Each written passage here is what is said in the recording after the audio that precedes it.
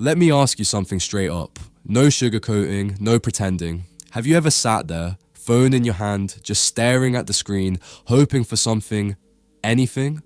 Waiting for that simple, "Hey, how are you?" Waiting for a sign that she remembers you, that she still thinks about you, that you still matter. You tell yourself it's just a matter of time. Maybe she's busy, maybe she'll text later. But deep down, you're not just waiting for a message, you're waiting for effort, for acknowledgement, for proof that you're still a priority in her world. But the hours pass, then the days, and still, nothing, just silence. A heavy, suffocating kind of silence that grows louder every time you check your phone and see nothing new. No missed notifications, no message, no call, and you sit there with 1,000 thoughts running through your mind, wondering what the hell changed, wondering why she suddenly feels so far away. Because it wasn't always like this. She used to light up when she heard from you. She used to reach out first, initiate conversations, ask about your day, show interest without you having to pull it out of her. You used to feel wanted, valued, and now it's all one-sided. Now you're the one doing all the reaching. You send the first message. You keep the conversation alive. You carry the weight of both sides, hoping maybe she'll meet you halfway again. But she doesn't. And slowly, something inside you starts to shift. What once felt like connection starts to feel like chasing. Like trying to hold on to something that's already slipping through your fingers. It's like chasing a ghost. Someone who's physically still there, but emotionally gone. And today, I'm going to tell you something that most people won't. Something that your friends might not have the courage to say, and that your heart might not want to hear, but needs to. Because here's the hard truth. The more you chase her silence, the more of yourself you lose in the process. The more you pour out, the more drained you become. And the more you wait for her to care again, the more disconnected you become from your own self-worth. But that cycle, that ends right here. Point 1. When she stops reaching out, it's not an accident, it's a signal. Let me make this brutally clear. When a woman starts pulling back, it's not random. It's not something that just happens. It's not because she simply forgot to text. And no, she's probably not that busy. We all make time for the people we care about. We reach out. We check in. So when she doesn't, that silence is the message. Her withdrawal isn't a glitch, it's communication without words. And that message says, I'm not as emotionally invested as I once was. See, people don't just go cold on what they're deeply excited about. Nobody accidentally stops caring. You don't wake up one day and forget the person who used to make your heart skip.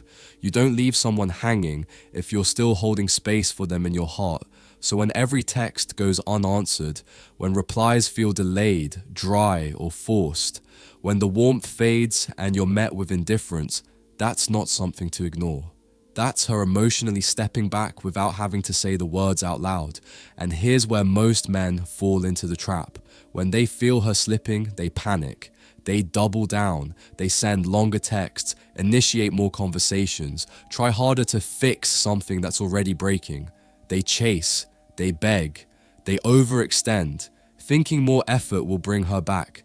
But that's a big mistake, a painful one, because the more you chase someone who's already turning away, the faster you lose the very thing you're trying to protect, your dignity, your confidence, your sense of self.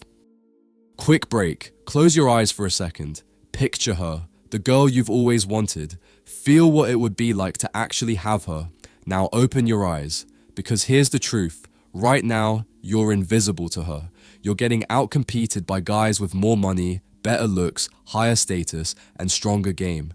You're playing a rigged game, and you're losing. But I've spent the last 35 years mastering this, studying, testing, and finally finding the secrets to get the girls I always wanted. You want to stop getting ignored? You want her chasing you? Then you need to wake up and act. Click the link in the comments if you are truly committed and take the first step toward becoming that guy. Few spots left. Be fast or miss out your last chance to make her yours. Let's get back to it. Point 2. Why chasing feels right, but quietly destroys you. Let me hit you with a truth that might sting, but it's one you need to hear. The more you chase her, the more she feels in control. And the more control she feels, the less effort she feels compelled to give. It's backwards, I know, because when something feels like it's slipping away, your instinct is to hold on tighter, to fix it, to show up more, to try harder. You convince yourself that your consistency will win her back, that if you keep proving how much you care, she'll remember how good it used to feel and come running back. But that's not how it works. Not this time, because what actually happens is this. Every time you send that first message, every time you keep the conversation alive, every time you reach out, despite the silence, despite the one-word replies, you're training her. You're teaching her that she doesn't need to show up, that she doesn't need to reciprocate, that you'll keep being there no matter how little she gives back. And slowly, without even realizing it, you're no longer connecting, you're performing, you're negotiating your own worth. You're trying to prove to her and to yourself that you're still worth her time, her affection, her attention. But here's the painful truth. Love isn't something you prove. It's not earned by effort alone. It's not about chasing validation or convincing someone to care. Love, real love, is something that flows both ways. It's mutual, or it's not love at all. Because the second you're the only one trying, the only one reaching, the only one pouring in, that's no longer love, that's survival, and it's slowly breaking you. Point 3, you're not in love with her, you're in love with who she used to be. Here's the twist, the one most people never see coming until it's too late. You're not chasing the woman who stands in front of you today. You're chasing a memory, a feeling, a version of her that no longer exists. And that's the part that hurts the most, because it's not just about missing her. It's about missing who she used to be with you. You're clinging to the way she used to light up when you texted, the way she'd send those sweet good morning messages, the spontaneous I miss you texts in the middle of the day, the late night conversations that made you feel like you were the only person in her world. That version of her, the one who showed up, who cared, who gave, that's the version your heart is still holding on to. But let me ask you this, and really sit with the answer. Is she still showing up like that now? Is she still that person? Or are you just holding on, hoping that if you love her hard enough, if you wait long enough, she'll turn back into who she used to be? Because the truth is, that version is gone. Maybe she changed. Maybe her feelings faded. Maybe life happened. But either way, she's no longer showing up as the person you fell for. And no matter how much effort you pour in, no matter how much you try to rewind time with kindness, patience, or love, you can't resurrect a connection that's already been buried. And chasing that past, that memory, it's the quickest way to lose yourself in the present.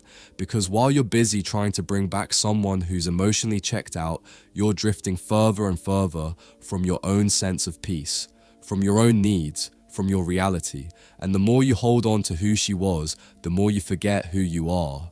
Point 4, why you keep excusing her distance and how it's quietly wrecking you. Let's talk about one of the most dangerous things we do when we care too much. We make excuses for someone else's silence. You tell yourself things like, she's probably just busy, or she's been stressed lately, or she'll come back around once things settle down. You rationalize the distance. You sugarcoat the silence. You try to convince yourself that nothing's really changed, even though deep down, you feel it. That gut feeling, that pit in your stomach when you unlock your phone and there's nothing new. No reply, no message, just more waiting, more wondering, and with every excuse you make for her lack of effort, you're not protecting the connection, you're betraying your own truth. Because the truth is, you know she's pulling away. You felt the shift, the conversations are shorter, the energy is colder, the spark you used to feel, it's fading, but instead of facing it, you numb it.